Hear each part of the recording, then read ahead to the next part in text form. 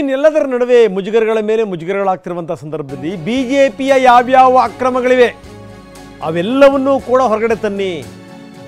ಸಿದ್ದರಾಮಯ್ಯನವರು ಮೊನ್ನೆ ಸಭೆ ನಡೆಸಿ ಹಿರಿಯ ಸಚಿವರುಗಳಿಗೆ ಟಾಸ್ಕ್ ಕೊಟ್ಟಿದ್ದರು. ಅದರ ಹೆಚ್ಚಿನ ಜವಾಬ್ದಾರಿಯನ್ನು ಪರಮೇಶ್ವರ್ ಅವರಿಗೆ ಕೊಟ್ಟಿದ್ದರು. ಬಿಜೆಪಿ ಅವಧಿಯ 21 ಹಗರಣಗಳನ್ನು ಹೊರಗಡೆ ತನ್ನಿ ಅನ್ನುವಂಥ ಟಾಸ್ಕ್. ಈ ಮುಖಾಂತರ ಬಿಜೆಪಿಗೂ ಕೂಡ ಮುಜುಗರ ಮಾಡಬೇಕು. ವಿಪಕ್ಷಗಳು ಕೂಡ ಹಗರಣ ನಡೆಸಿವೆ ಅಂತ ಗೊತ್ತಾಗಬೇಕು. ಬರೀ ನಮ್ಮದೇ ಹೈಲೈಟ್ ಆಗಬಾರ್ದು. ವಿಪಕ್ಷಗಳ ವಿರುದ್ಧ ನಿರಂತರ ದಾಖಲೆ ಬಿಡುಗಡೆಗೆ ಸಿಎಂ ಸೂಚನೆ ಕೊಟ್ಟಿದ್ದಾರೆ. 21 ಹಗರಣಗಳು ಹೊರಗಡೆ ಬರಬೇಕು ಅಂತ ಪರಮೇಶ್ವರ್ ಅದರ ಜವಾಬ್ದಾರಿಯನ್ನು ತೆಗೆದುಕೊಂಡಿದ್ದಾರೆ. ಅದರ ಮೊದಲ ಹಂತನೇ ಅಶೋಕ್ ಬಗ್ಗೆ ಮಾತಾಡಿರೋದು. ಅಶೋಕ್ ಭೂಚಕ್ರದ ಬಗ್ಗೆ ಒಂದಷ್ಟು ವಿವರಗಳನ್ನು ಈಗಾಗಲೇ ಕೊಟ್ಟಿರೋದು. ಮೊನ್ನೆ ಸಭೆ ನಡೆಸಿ ಹಿಂಗೆ ಆಗಿಬಿಟ್ರೆ ಈ ನಮ್ಮದೇ ದೊಡ್ಡ ತಪ್ಪುಗಳು ಅನ್ನೋ ರೀತಿಯಲ್ಲಿ ಬಿಂಬಿತ ಆಗಿಬಿಡುತ್ತೆ.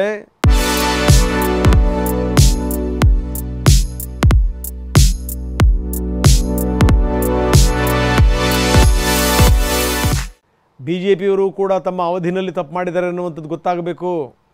JDS ನಾಯಕರು ಕೂಡ ತಪ್ಪು ಮಾಡಿದ್ದಾರೆ ಅನ್ನುವಂಥದ್ದು ಗೊತ್ತಾಗಬೇಕು. ಬಿಜೆಪಿ ಮತ್ತು JDS ಆ ನಾಯಕರ ಹಗರಣಗಳು ಕೂಡ ಹೊರಗಡೆ ಬರಬೇಕು. ಈ ಮುಖಾಂತರ ಈ ತಮಗಾಗ್ತಿರುವಂಥ ಮುಜುಗರ ಇದೆಯಲ್ಲ, ಆ ಮುಜುಗರವನ್ನು ತಪ್ಪಿಸ್ಕೋಬಹುದು. ಬರೀ ಪ್ರಮೋದ್ ಶಾಸ್ತ್ರಿ ನಮ್ಮೊಂದಿಗೆ ಈಗ ನೇರ ಸಂಪರ್ಕದಿದ್ದಾರೆ. ಪ್ರಮೋದ್, ಒಂದಾದ್ಮೇಲೆ ಒಂದು ಮುಜುಗರಗಳು, ಜೊತೆಗೇನು ಅಂದರೆ ಇಡೀ ಸಂಕಟದ ತನಕ ಬಂದು ನಿಂತಿರುವಂಥ ಸಂದರ್ಭದಲ್ಲಿ ಮೊನ್ನೆ ಮುಖ್ಯಮಂತ್ರಿಗಳು ಸಭೆ ಮಾಡಿ ಹೇಳಿದ್ರಂತೆ, ಇದೇ ರೀತಿ ಮುಂದುವರೆದು ಬಿಟ್ಟರೆ ಎಲ್ಲೋ ಒಂದು ಕಡೆಗೆ ಬರೀ ತಪ್ಪುಗಳೆಲ್ಲ ನಾವೇ ಮಾಡಿದ್ದೀವಿ ಅನ್ನಂಗೆ ಆಗ್ಬಿಡುತ್ತೆ, ಹಿಂಗಾಗಬಾರ್ದು. ಹಿಂಗಾಗೇನು ಅಂದರೆ ಈ ಹಿಂದೆ ಅವರು ಯಾವ್ಯಾವ ತಪ್ಪುಗಳು ಮಾಡಿದ್ದಾರೆ ಅವೆಲ್ಲವೂ ಕೂಡ ಹೊರಗಡೆ ಬರಬೇಕು ಅಂತ. ನೋಡಿ, ರಾಜಕಾರಣ ಅನ್ನುವಂಥದ್ದು ಎಷ್ಟರ ಮಟ್ಟಿಗೆ ಇದೆ ಅನ್ನೋದು ಗೊತ್ತಾಗುತ್ತೆ. ಒಂದು ಏನು ಅಂದರೆ ಇಲ್ಲಿ ತನಕ ಗೊತ್ತಿರಲಿಲ್ವ? ಹಾಗಾದರೆ ಗೊತ್ತಿತ್ತು, ಎಲ್ಲರೂ ಕೂಡ ತಪ್ಪು ಮಾಡೋರೆ. ಆದ್ರೇನು ಅಂದರೆ ಅವ್ರ ಅಧಿಕಾರಕ್ಕೆ ಬಂದಂಥ ಸಂದರ್ಭದಲ್ಲಿ ಇವ್ರ ಬಗ್ಗೆ ಮಾತಾಡಲ್ಲ, ಇವ್ರ ಅಧಿಕಾರಕ್ಕೆ ಬಂದಂಥ ಸಂದರ್ಭದಲ್ಲಿ ಅವ್ರ ಬಗ್ಗೆ ಮಾತಾಡಲ್ಲ. ಯಾವಾಗ ಒಂದಾದ ಮೇಲೆ ಒಂದು ಹಗರಣಗಳು ಹೊರಗಡೆ ಬರ್ತಾ ಹೋಯ್ತಲ್ಲ, ಅದಾದಮೇಲೆ ಕಾಂಗ್ರೆಸ್ಗೂ ಕೂಡ ಸುಮ್ಮನಿರಕ್ಕೆ ಆಗ್ತಾ ಇಲ್ಲ. ಹಿಂಗಾಗೇನು ಅಂತಂದರೆ 21 ಹಗರಣಗಳನ್ನು ಹೊರಗಡೆ ತರಬೇಕು ಅನ್ನುವಂಥ ಚಿಂತನೆಯನ್ನು ಮಾಡಲಾಗ್ತಾ ಇದೆ, ಪ್ಲಾನ್ ಮಾಡಲಾಗ್ತಾ ಇದೆ. ಅದರ ಜವಾಬ್ದಾರಿನ ಪರಮೇಶ್ವರ್ ಅವರಿಗೆ ವಹಿಸಲಾಗ್ತಾ ಇದೆ. ಏನು ನಡೀತಾ ಇದೆ ಪ್ರಮೋದ್? ರಂಗನಾಥ್, ಈ ಒಂದು ವಿಚಾರದಲ್ಲಿ ನೋಡೋದಾದ್ರೆ ಕಾಂಗ್ರೆಸ್ ಈಗಾಗಲೇ ನಿರಂತರವಾಗಿ ಬಿಜೆಪಿಯನ್ನ ಕೌಂಟರ್ ಮಾಡೋದಕ್ಕೆ ಬೇಕಾದಂಥ ಎಲ್ಲ ತಂತ್ರಗಾರಿಕೆಯನ್ನು ಮಾಡ್ತಾ ಇದ್ದಾರೆ. ಇಲ್ಲಿ ಎರಡು ವಿಚಾರ. ಒಂದು, ಬಿಜೆಪಿ ಕಾಲದಲ್ಲಾದಂಥ ಹಗರಣಗಳನ್ನು ಮುಂದಿಟ್ಟು ನೇರವಾಗಿ ಹೋರಾಟ ಮಾಡೋದು, ರಾಜಕೀಯವಾಗಿ ಹೋರಾಟ ಮಾಡೋದು.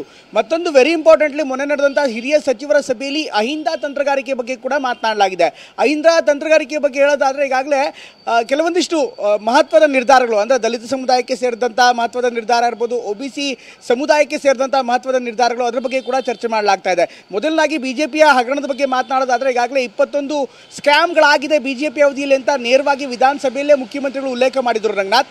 ಈಗ ಅದಕ್ಕೆ ಸಂಬಂಧಪಟ್ಟಂತೆ ಪರಮೇಶ್ವರ್ ಅವರ ನೇತೃತ್ವದಲ್ಲಿ ಒಂದು ಉಪಸಮಿತಿಯನ್ನು ಕೂಡ ಮಾಡಲಾಗಿದೆ.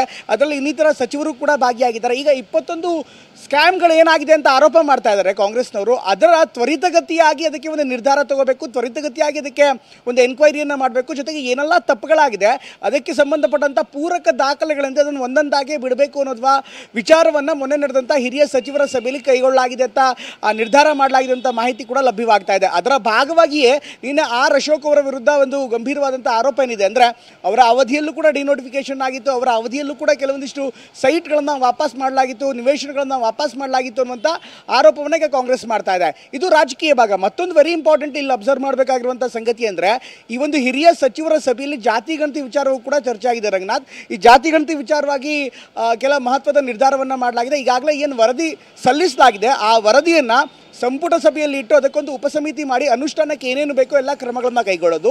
ಹಾಗೆಯೇ ದಲಿತ ಸಮುದಾಯಕ್ಕೆ ಆಂತರಿಕ ರಿಸರ್ವೇಷನ್ ಇದೆ, ಇಂಟರ್ನಲ್ ರಿಸರ್ವೇಷನ್ ಇದೆ, ಒಳ ಮೀಸಲಾತಿ ಏನಿದೆ, ಒಳ ಮೀಸಲಾತಿಗೆ ಸಂಬಂಧಪಟ್ಟಂತೆ ಒಂದು ಸೂಕ್ತವಾದ ನಿರ್ಧಾರ ಮಾಡಬೇಕು. ಇದಕ್ಕೆ ಸಂಬಂಧಪಟ್ಟಂತೆ ದಲಿತ ಸಚಿವರು, ಶಾಸಕರ ಜೊತೆಗೆ ಒಂದು ಸಭೆ ನಡೆಸಬೇಕು ಅನ್ನುವಂಥ ಚರ್ಚೆ ಕೂಡ ಮಾಡಲಾಗಿದೆ. ಈ ಮೂಲಕ ಅಹಿಂದಾದ ಮತ ಬ್ಯಾಂಕ್ ಏನಿದೆ ಅದನ್ನು ಇನ್ನಷ್ಟು ಗಟ್ಟಿಗೊಳಿಸೋದು, ಅಹಿಂದ ಮೂಲಕ ಒಂದು ಹೋರಾಟವನ್ನು ರೂಪಿಸೋದಕ್ಕೆ ಚರ್ಚೆ ಮಾಡಲಾಗ್ತಾ ಇದೆ. ನೀವು ಅಬ್ಸರ್ವ್ ಮಾಡಿದ್ರೆ ರಂಗನಾಥ್, ಕಳೆದ 2-3 ದಿನಗಳಿಂದ ನಿರಂತರವಾಗಿ ಜಾತಿ ಗಣತಿ ಬಗ್ಗೆ ಮುಖ್ಯಮಂತ್ರಿಗಳು ಮಾತನಾಡ್ತಾ ಇದ್ದಾರೆ.